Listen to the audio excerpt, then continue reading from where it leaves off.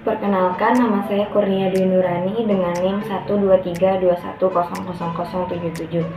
Di sini saya akan menjawab beberapa pertanyaan mengenai artificial intelligence yang saat ini sudah banyak digunakan dalam kehidupan sehari-hari dalam beberapa bidang. Artificial intelligence atau kecerdasan buatan adalah teknologi yang memungkinkan mesin atau komputer untuk meniru kecerdasan manusia. Dengan AI, komputer bisa melakukan tugas-tugasnya yang biasanya membutuhkan kecerdasan manusia atau kepemikiran manusia, seperti untuk memahami bahasa, mengenali gambar, atau membuat prediksi. AI sering digunakan untuk otomatisasi, analisis data, serta berinteraksi dengan pengguna melalui suara atau teks. Kemudian ada contoh aplikasi AI dan cara kerjanya. Yang pertama, ada asisten virtual. Contohnya itu seperti Google Assistant.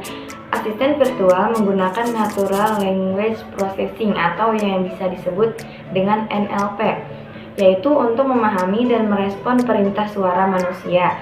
Ketika pengguna memberikan perintah, asisten virtual mengenali suara tersebut, mengonversinya ke teks, dan memahami maksudnya.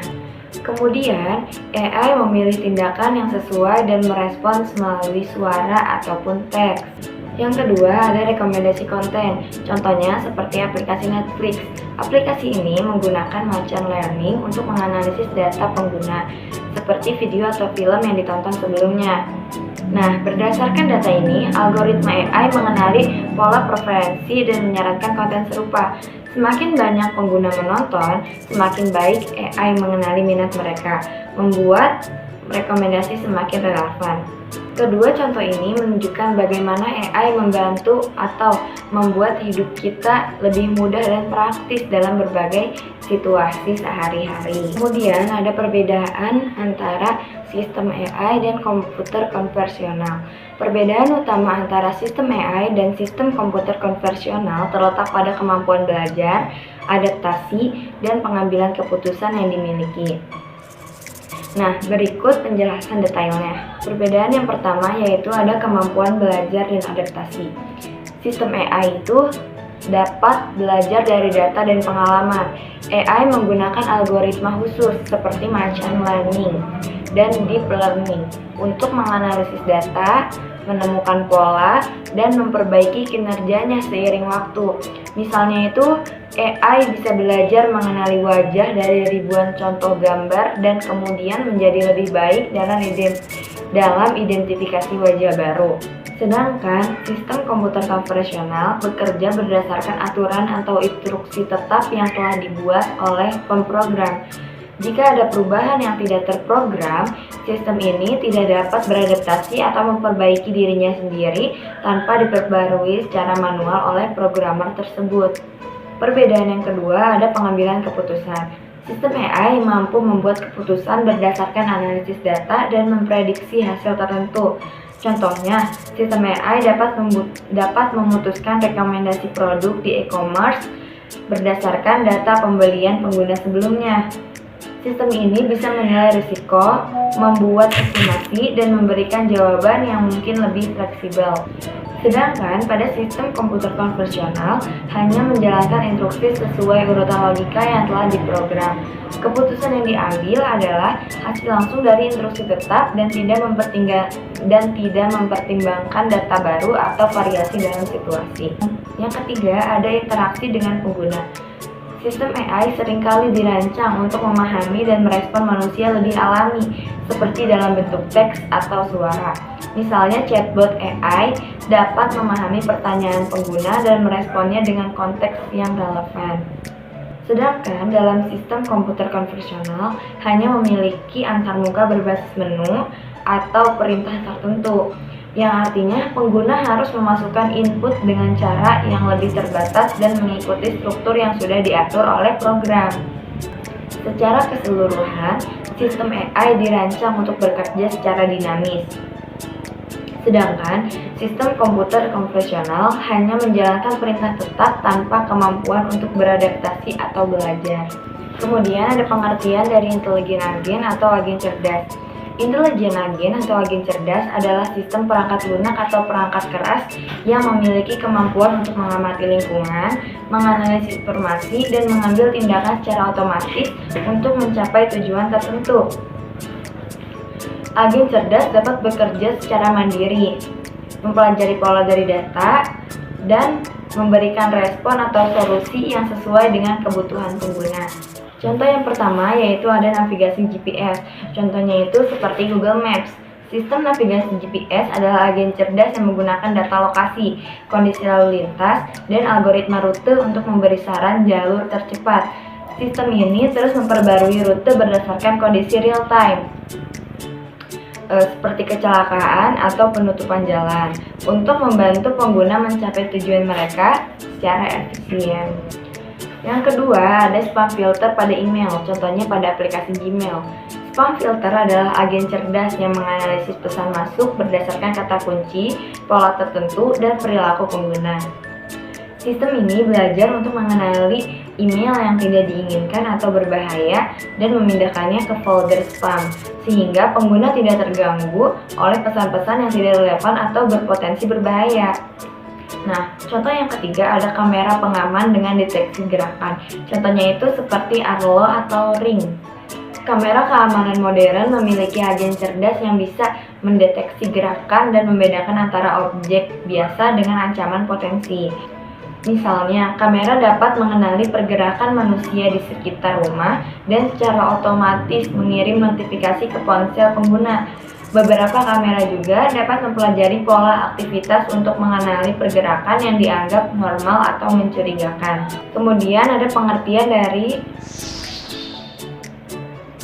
dalam pembelajaran adalah pendekatan pendidikan yang mengintegrasikan 5 bidang utama. Yang pertama yaitu sains, teknologi, engineering, arts, dan matematik. Tujuannya adalah untuk mengembangkan keterampilan berpikir kritis, kreativitas, kolaborasi, dan pemecahan masalah pada anak-anak dengan cara yang menyenangkan dan interaktif. Kemudian, implementasinya terhadap pendidikan anak usia dini bisa dilakukan melalui aktivitas yang sederhana dan berbasis bermain, yang tetap mendukung perkembangan keterampilan kognitif, sosial, dan motorik anak. Berikut ada beberapa contoh implementasinya. Yang pertama yaitu ada eksperimen sederhana dalam sains. Anak-anak bisa diajak melakukan eksperimen sederhana seperti mencampur warna atau membuat gunung berapi mini dengan baking soda dan cuka. Aktivitas ini membantu anak memahami konsep sains dasar seperti perubahan zat atau reaksi kimia sederhana, sekaligus membangkitkan rasa ingin tahu mereka. Yang kedua yaitu permainan bangun dan rakit dalam teknik. Anak-anak bisa diberi kesempatan untuk membangun struktur menggunakan balok kayu, Lego, atau bahan-bahan alam seperti stik es krim. Aktivitas ini memperkenalkan konsep teknik seperti keseimbangan, bentuk, dan daya tahan, serta melatih kemampuan anak untuk merancang dan berpikir kreatif. Yang ketiga, kegiatan seni untuk kreativitas dan ekspresi. Dalam bidang seni, anak-anak bisa membuat karya seperti menulis, menggambar, atau merangkai benda-benda kecil menjadi karya yang unik. Seni membantu mengasah kreativitas, koordinasi mata dan tangan, serta membangun rasa percaya diri anak melalui ekspresi diri. Yang keempat, ada aktivitas matematik yang interaktif. Matematika bisa diperkenalkan melalui permainan sederhana, seperti menghitung benda, mengenali bentuk dan pola, atau permainan puzzle. Misalnya, anak-anak bisa diajak untuk menghitung jumlah balok atau mengenali bentuk lingkaran, segitiga, dan persegi dalam permainan. Aktivitas ini membuat anak lebih akrab dengan konsep angka dan pola dasar. Kemudian yang terakhir ada eksplorasi teknologi melalui alat-alat sederhana. Teknologi bisa diperkenalkan melalui alat-alat sederhana seperti penggunaan kamera, komputer mainan, atau tablet yang dilengkapi dengan aplikasi pendidikan. Anak-anak dapat belajar dengan cara menggunakan perangkat ini untuk mengeksplorasi informasi atau bermain permainan edukatif. yang membantu mereka mengenal teknologi secara positif sejak dini. Implementasi yang berbasis bermain seperti ini mengajarkan anak-anak konsep dasar dari setiap bidang sambil mengembangkan keterampilan penting seperti komunikasi, kolaborasi, dan ketekunan dalam proses belajar. Kemudian ada pemanfaatan AI dalam pembelajaran. Agar pemanfaatan AI dalam pembelajaran menjadi efektif dan efisien, di sini ada beberapa strategi yang dapat diterapkan beserta contohnya. Yang pertama ada personalisasi pembelajaran. AI dapat digunakan untuk menyesuaikan materi pembelajaran sesuai kebutuhan, kecepatan belajar, dan kemampuan masing-masing siswa. Dengan sistem berbasis AI, materi pelajaran dan tingkat kesulitan soal dapat disesuaikan secara otomatis dengan kemajuan setiap siswa, sehingga proses belajar menjadi lebih relevan dan menarik. Contohnya seperti aplikasi Dreambox dan Smart Sparrow, memberikan materi matematika dan sains yang disesuaikan untuk setiap siswa, meningkatkan hasil belajar dengan memberi tantangan yang sesuai dengan kemampuan mereka. Yang kedua, ada pemberian feedback otomatis. AI dapat digunakan untuk memberikan umpan balik secara otomatis dan real time. Dengan memanfaatkan algoritma, pemrosesan bahasa alami dan analisis data, AI dapat mengidentifikasi kesalahan siswa dan memberikan penjelasannya secara langsung. Contohnya seperti Turnitin dalam pembelajaran bahasa memberikan feedback terhadap tata bahasa dan plagiarisme. Hal ini membantu siswa memperbaiki tulisan mereka secara mandiri. Yang ketiga, ada pembelajaran berbasis game. AI dapat digunakan untuk menciptakan pengalaman belajar berbasis game yang interaktif dan menyenangkan, sehingga siswa lebih termotivasi dalam belajar. Sistem AI dapat menyesuaikan tingkat kesulitan game dan memberi penghargaan atau tantangan baru berdasarkan kemajuan siswa. Contohnya seperti aplikasi Prodigy Math Game, menggunakan game berbasis AI untuk meningkatkan kemampuan matematika anak-anak, di mana AI menyesuaikan soal berdasarkan kemampuan dan performa pemain. Yang keempat, ada analisis performa siswa secara mendalam. AI dapat memproses data performa siswa untuk memberikan analisis yang mendalam. Misalnya, AI dapat mendeteksi siswa yang mengalami kesulitan dalam mata pelajaran tertentu atau menunjukkan ketidakaktifan dalam kegiatan belajar, sehingga guru dapat memberikan bantuan tepat waktu. Contohnya, platform seperti Edmentum memberikan laporan performa yang detail untuk guru, sehingga mereka dapat membuat keputusan yang lebih tepat untuk setiap siswa. Yang terakhir, ada simulasi pembelajaran praktis dengan AI.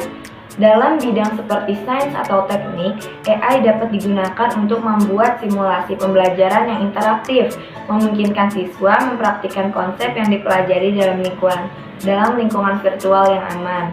Contohnya seperti Labster, sebuah platform simulasi laboratorium berbasis AI yang memungkinkan siswa melakukan eksperimen sains virtual yang mirip dengan kondisi nyata, membantu mereka memahami konsep yang sulit dipahami hanya dengan teori. Nah, dengan memanfaatkan AI dalam cara-cara ini, pembelajaran dapat menjadi lebih terarah, interaktif, dan tepat sasaran, yang membantu siswa mendapatkan pengalaman belajar yang sesuai dengan kebutuhan mereka. Jadi, itulah pembahasan tentang AI dan bagaimana teknologi ini mempengaruhi kita semua.